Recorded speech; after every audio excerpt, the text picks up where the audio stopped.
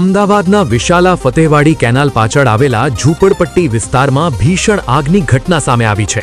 પ્રાથમિક માહિતી મુજબ ફતેહવાડી કેનાલ નજીક મોટી સંખ્યામાં શ્રમિક પરિવારો ઝૂંપડા બનાવીને વસવાટ કરે છે। અહીં અંદાજે 2500 જેટલા ઝૂંપડા આવેલા છે, જેમાંથી આશરે 200 જેટલા ઝૂંપડા આગની ચપેટમાં આવી ગયા હોવાનું જાણવા મળી રહ્યું છે। આગની જાણ થતાં જ ફાયર વિભાગની 10 જેટલી ગાડીઓ તાત્કાલિક ઘટના સ્થળે પહોંચી હતી અને ફાયર કર્મચારીઓએ ભારે જહેમત બાદ આગ પર કાબૂ મેળવ્યો હતો। સદનસીબે હાલ સુધી કોઈ જાનહાનિના અહેવાલ સામે આવ્યા નથી। જો કે આગમાં મોટા પ્રમાણમાં ઘરવખરી અને અન્ય સામાનને નુકસાન પહોંચ્યું હોવાની આશંકા વ્યક્ત કરવામાં આવી રહી છે।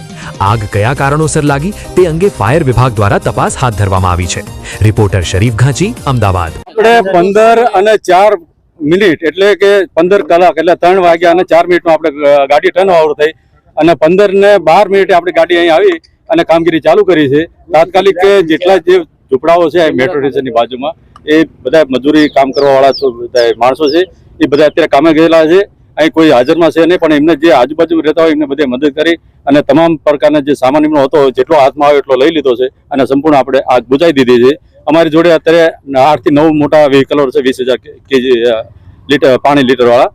હવે અત્યારે એનાથી સંપૂર્ણ અમે અમારા કર્મચારી સ્ટાફ બધો સીઓપો સાહેબને બધા આખી ટીમ બધા અધિકારીઓ આવ્યા હતા અને ટોટલી મહેનત કરી અને બધી આગ કેટલા ઝૂંપડા અંદાજે 200 ની આસપાસના ઝૂંપડા ગણી શકાય। અંદાજે કેટલા બળી ગયા ઝૂંપડા જે બળ્યા છે એની જ વાત છે। હા, જે આગનું કારણ અમને હજુ કઈ જાણવા મળ્યું નથી।